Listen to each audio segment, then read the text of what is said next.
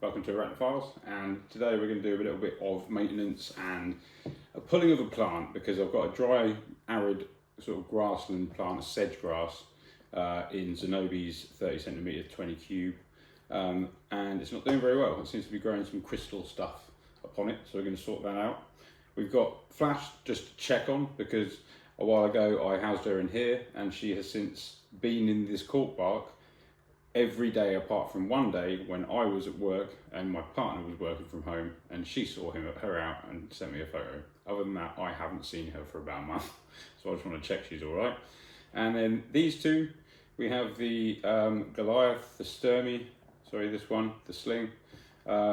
It's had one of its 2 or 3 crickets I chucked in there the other day. One is dead on the ground, not eaten. The other one is running about, so I'm going to move that, give it to the white knee, because he could do with eating one more anyway. So it's been about 4 or 5 days since he ate last. I like to give him one at least every 4 to 5 days, or 2 just twice a week. So either or, as long as they've had about that by the end of each week, I'm happy, but I like to keep it regular and paced if I can. Right, so as I say, bit of maintenance, bit of checking up, bit of feeding, bit of food removal, probably a bit of misting too. Okay, so here we are. So we have on this side, in this corner, we have Brussels Whiteknee, the little baby Ageniculata. And then we have on this side, to be confirmed as for a cheeky little name made up by me yet, but otherwise known as the Theraphosa sturmi, or Goliath burgundy. I don't think that's the correct name for him really anymore, but it's the one we'll go with for now because I don't think it's been corrected. So anyway, Theraphosa sturmi, Ageniculata, little Whiteknee. I'm just going to open his door because I want to get this cricket out of the sturmies. It's not been eaten, if I can find it, that is. Right, let's just grab him there. Well, that was easier said than done. Not. For once it was the other way around. Right, let's get this little man's lid off. We shall feed him. Just make sure you can see there.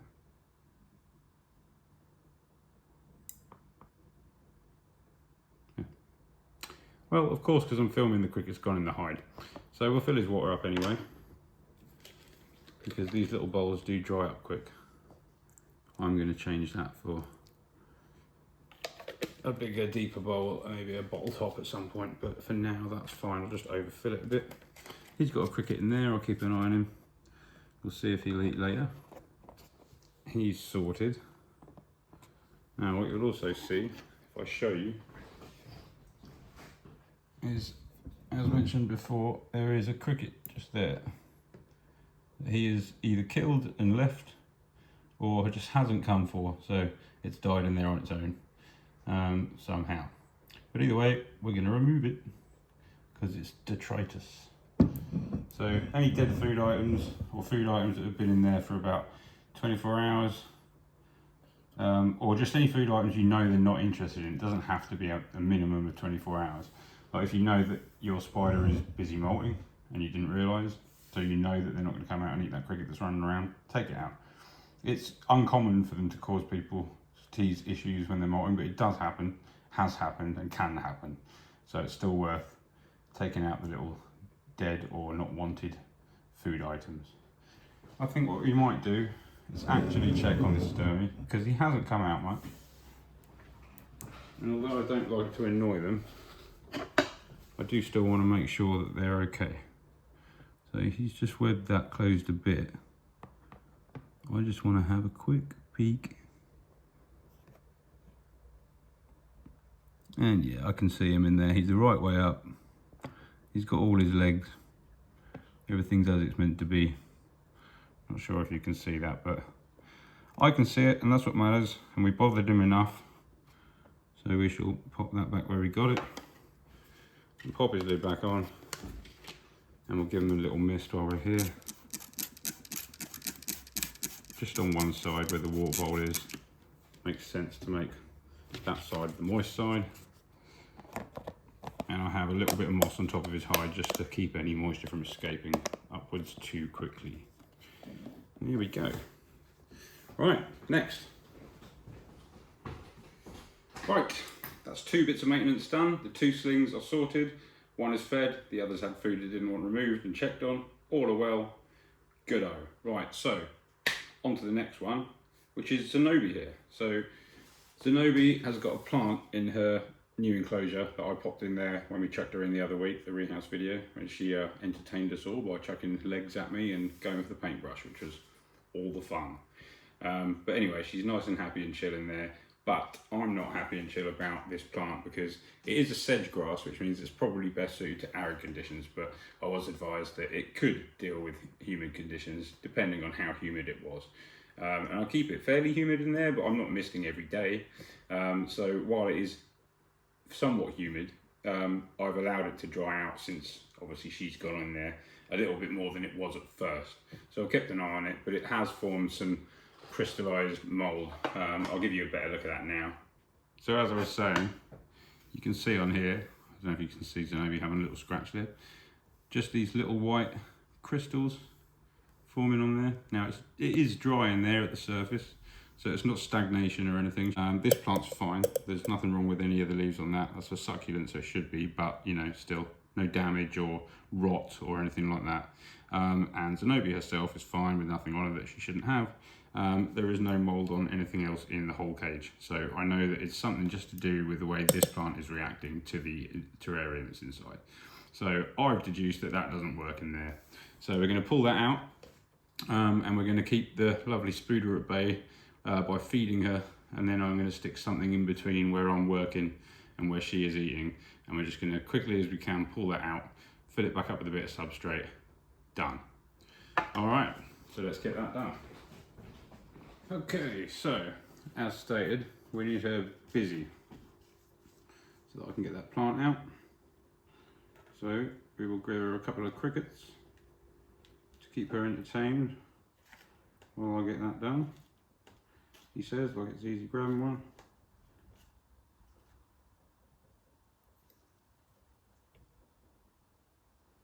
I was a bit small for her, to be honest, so she just missed it. I'll give her another one. Wow, Zen. Having some motor issues there, love. Okay, she's a bit slow to react. Okay, there we go. Right, so she's fed. What I also need to do is get her water. So we can sort that out. So, like I say, Zenobi's happy in there. There's no other issues with the enclosure at all. I'm not worried about any mould. There doesn't seem to be any other type of things growing on things. It's all dried out rather nicely. So we're just going to do a water. We'll be a bit heavy-handed about that, so hopefully she's interested in what's going on over here afterwards. And less interested in me. But I'm not silly. So what I am going to do, so fill that a little bit. What I am going to do, now she's got both, look. So she's occupied. Right, now I just need to see where she ends up eating, because I need to drag these leaves away from her, and obviously they're right under her feet at the moment. These leaves up here, she's webbed a bit. So I'm conscious of that. I'll separate those first from the web and the moss she's webbed them to, just to make my life easier. Make sure I know what else is actually going to come up. Right, now she's going to move. She's going to figure out eventually that she can't move with whatever else is moving. So now I've got that sorted. That's the plant out. Let me show you a little bit of what we were taking it out for. It might be harmless, but if nothing else, it's not aesthetically pleasing. So we don't really want to leave that in there. So we will not. Now, one thing I'm going to do is I'm going to chuck a few more springtails where that came out from, just in case. I'm sure it's not a problem. And having more springtails in there is never a bad thing. Springtails eat all the decaying matter that you don't want in there, but it's part of the ecosystem. But because obviously it's closed, unlike normal ecosystems, which are obviously open because they're outside, you have to be conscious of that when you've got a bioactive tank, so you can't let things stagnate. So good ventilation, top is all mesh, we're all good. And regular maintenance just to make sure nothing is going on the turn more than it should. And what I mean is you can have mushroom spores growing in a tarantula tank, quite a lot of them, and it won't actually be detrimental to your spider. But it could encourage other things that might follow, that might. So it's just worth, plus it's aesthetically unpleasing. That's why a lot of people fix that stuff anyway. So anyway, I'm going to stop blabbing on, and we're going to pop this substrate in that corner. And I think Zenobi is going to be somewhat chill about it because she's eating now.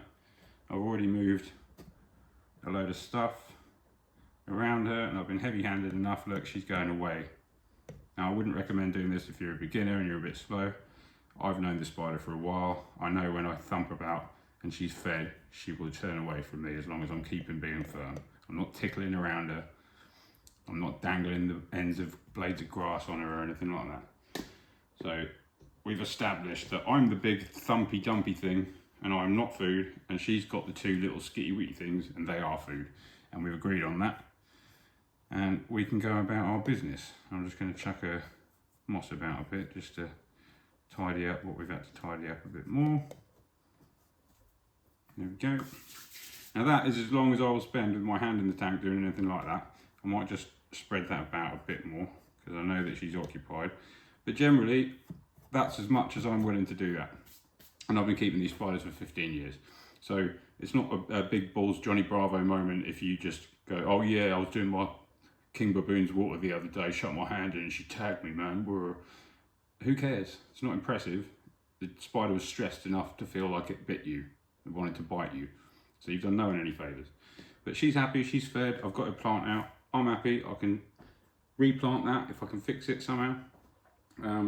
And if not, it's out of there, so that was all I was worried about. So we'll get her a new plant. I'm going to get her some Fittonia of some description, because I've got those in the other ones, as you've seen, and they seem to be surviving really well, both in Rushdie's and Squidge's and in Nix's house. They've all got one of them. So I'm going to get another one. They're more similar to these, different shaped leaves and so on, but they survive similarly. So that will do. Right, so that's the Nobi sorted, the plant's out, she's got her water, she's got her crickets, she's all good. We'll pop her lid back on. Time to check on Flash. Right, as talked about before, we have in here Flash, which is my Salmopius erminia. She's an adult female, she's about that big. But she's been in that enclosure now for a few weeks, well, just a little over a month. And she's had a new cork bark hide popped in there, which she's very fond of, so much so I have not seen her myself for the entirety of that month almost. There was a brief appearance in front of my partner while she was home working the other week. I saw a photo on WhatsApp. That's all I've seen of her in like 33 days. So we're going to have a quick pop off of the top, and we're going to pop off of the top. We're going to have a quick pop off of the top and just make sure that she's in there doing good, check if she's molting or anything. I'm pretty sure she's eaten because everything I've chucked in there has disappeared and I'm unable to find it as yet. There's no dead crickets at the back. So I will have a check in the top just to make sure that she's definitely all right. Make sure I know whether or not she's molting. So let's do that. Okay, so this is the, is it 20 by 30, 25 by 30, 20 by 30 centimetre Exoterra, top opening and front opening, so we've got a door there. But I want to check on a spider that likes to be in here all the time. So we need to have a look. So what I'm going to do is I'm going to grab you in hand, we're going to look down from the top, and we're going to see if we can see her and make sure she's definitely alright. Okay, so let's have a little peel back of these leaves and see what we can see. Because she's in there somewhere. We just want to check that she's alright. Do I see any hairs at the top or any toes? Not noticeably. So we can peel that back and have a proper look. It's pretty dark in there. Now, I don't know about you, but I can't see anything. So I'm going to have a better look than you are, because my eyeballs need to see. So what I'm going to do, as you can see, I'll place this in a way that I can just pull it out if I ever need to. And she hasn't webbed it to the cork bark, so she won't mind if I just yank that out. So now we've done that, we can have a proper look. That is hard to see her down there. Where are you, Flash? Right, we shall have to get a little light, I think. It is always worth having a little peek down burrows and hides when you can, just to make sure. Because if your spider's molting and you can't see it, you need to know really, just so you can keep track of what's going on. But I cannot get a good view, but I'm pretty sure that's her front pedipalp toe there that you can't see, because it won't focus, man. But you can see those orange stripes there, right? You can see that. I'm going to keep looking off camera because I don't think I'll be able to get this in focus for you guys. I haven't got a good enough camera on here. But we shall report back. I'm sure she's fine. Okay, well, that's all the maintaining done for tonight. Others will be fed. I will film clips, you will see them, I will upload them. But for now, that's Flash sorted. I had a good look for her. I tickled a bit of grass down there, and she waved a little leg in mild frustration, but she didn't move. So she's fine, she's responsive, she's the right way up, she's not molting. I know she's all good, and there was no crickets come running out at me out the tube hide either, so I know that she's eating whatever's gone down there, or she's come out and got it in the night while I've been asleep. More likely the latter, because I have caught her up when I've got up in the night hunting. So she's a regular, I'm going to come out and creep hunt her. So anyway, that's all good for now. So I'll see you on the next one. Thanks for watching. See you next time on the Arachnophiles. Bye-bye.